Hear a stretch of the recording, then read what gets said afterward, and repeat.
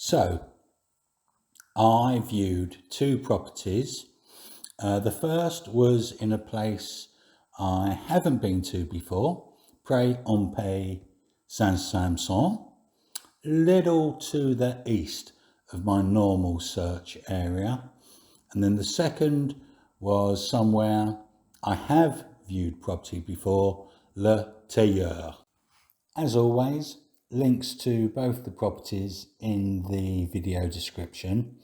The first property I viewed this week was shown to me by an agent I have viewed before, Maison Perfect. So this is the property that I actually forgot to video as I was viewing it. So let's see what I can remember.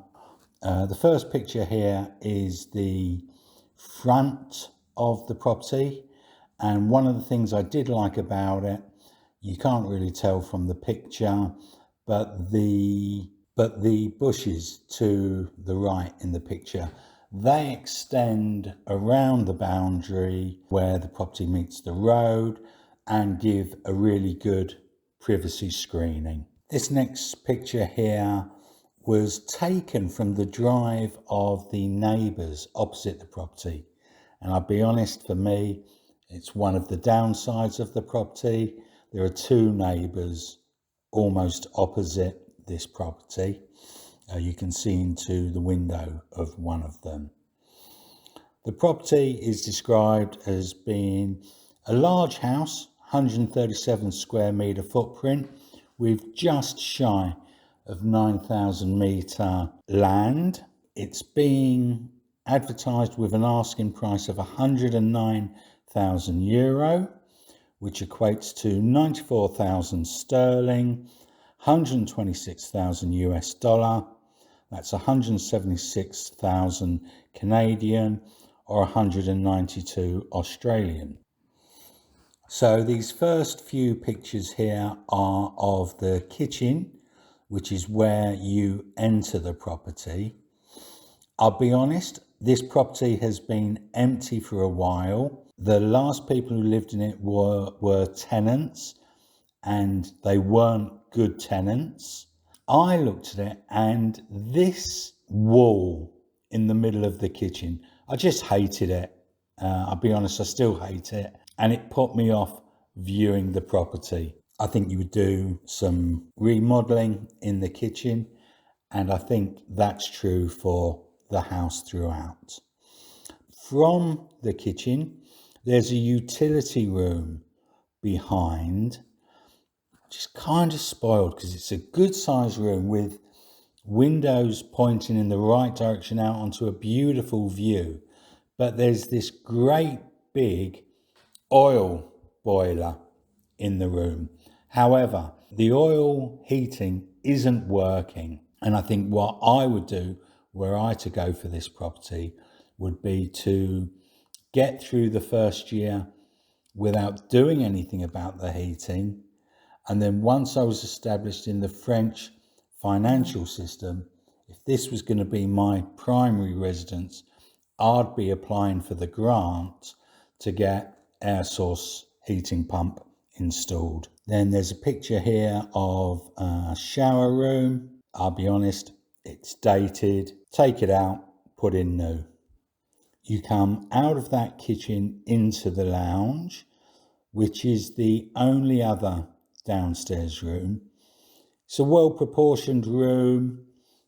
It's obviously dying for a wood burner or a wood pellet burner in that fireplace.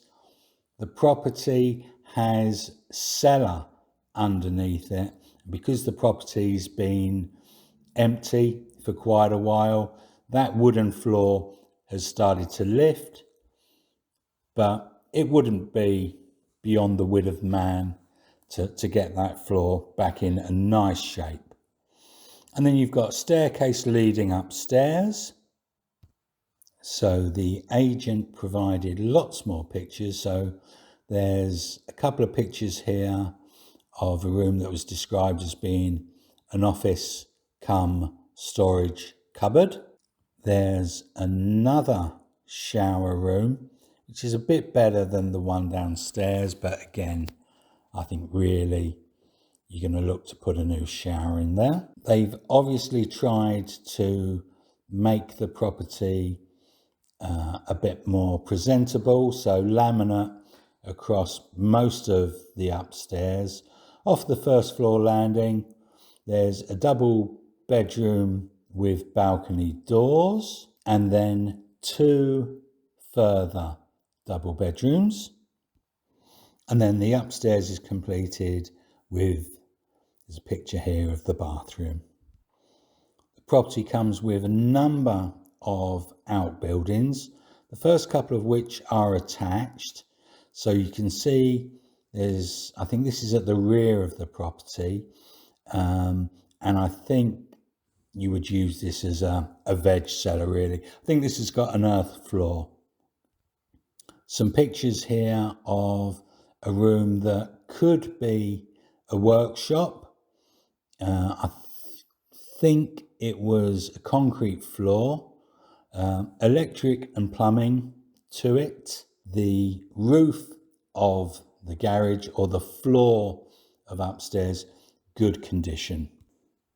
Next to that, there was another building, just described as a barn.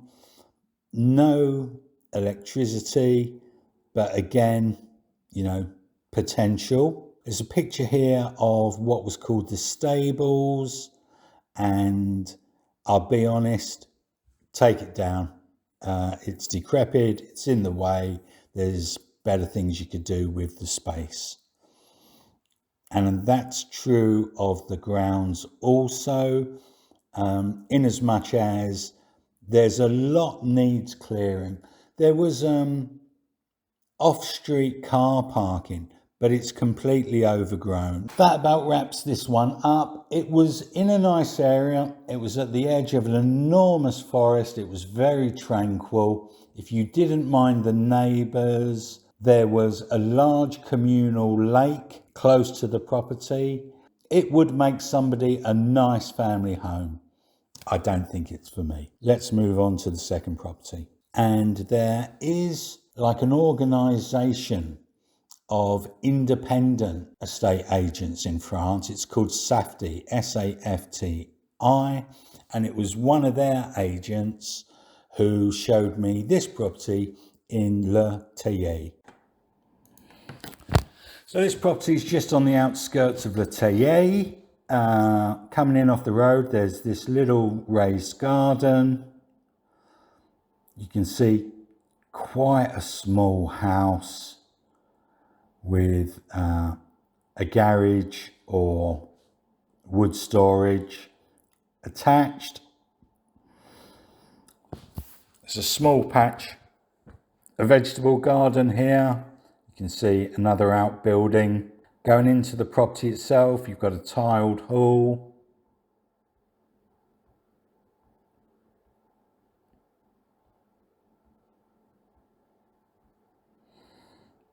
Little kitchenette. Quite likes the cupboards, but it's small. Obviously needs entirely new kitchen, and there's not much room for swinging cats. And then downstairs here, there's a room that's been used as a bedroom, but obviously kind of make that, extend the kitchen into it, I suppose.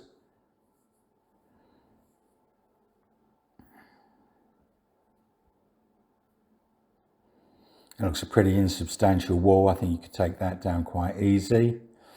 On from the kitchenette, there's this breeze block extension, aluminium roof. It's got electric. If you had a will, yeah, you could create more space there. What could be a little pantry connecting back to the kitchen. And then still on the ground floor, there's a room here. It's being used as a bedroom. House is unoccupied. Doesn't look unoccupied, but it is. Solitary toilet downstairs next to a dated shower room. They've got a basin in there. And then into what would be a dining room. It's pretty small. Has got a fireplace.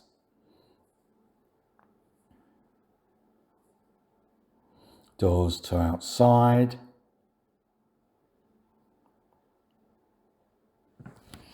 Taking the stairs upstairs. Where else?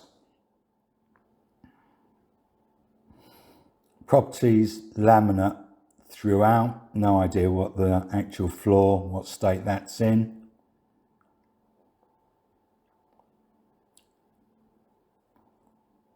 The best thing about this property is its location. The view was beautiful. I mean, obviously it's a great day, but you know, just uninterrupted view across open, pretty countryside. Bad Seed, you don't want another look at that? Yeah, go on.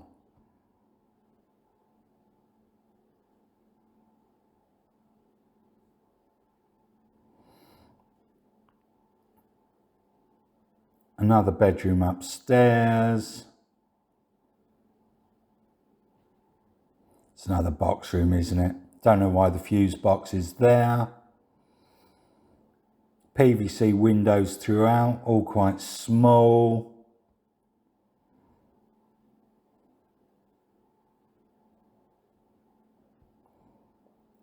Agents making here that you could use this for storage.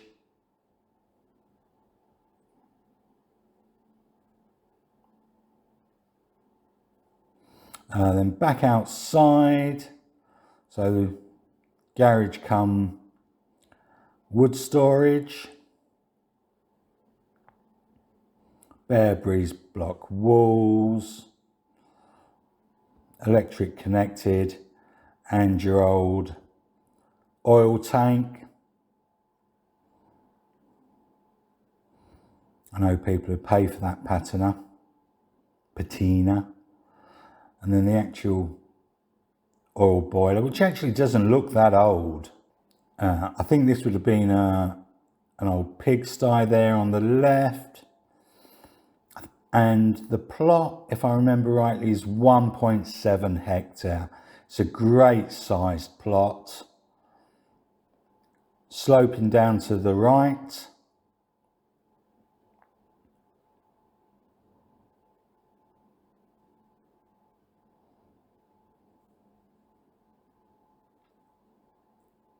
And as I said before, the plot's the best thing about it. If I actually had the money, I'd remove the house and build again.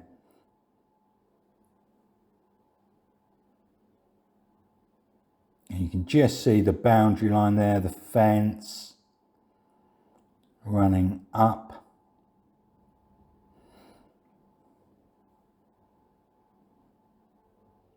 No neighbours. No neighbours to the rear anyway. There's a couple of neighbours to the front, and I did see them. I think the agent referred to one of them as being an papi, a granddad, and then there was an old lady occupying another house. Coming back towards the house. So, two very different properties, one same result, no and no. I was thinking about it. For a man of my age, I think I'm probably too optimistic and I'm probably too naive.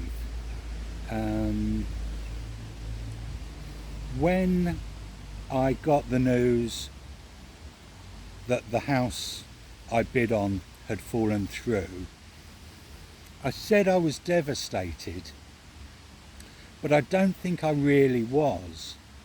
I don't think it had really sunk in.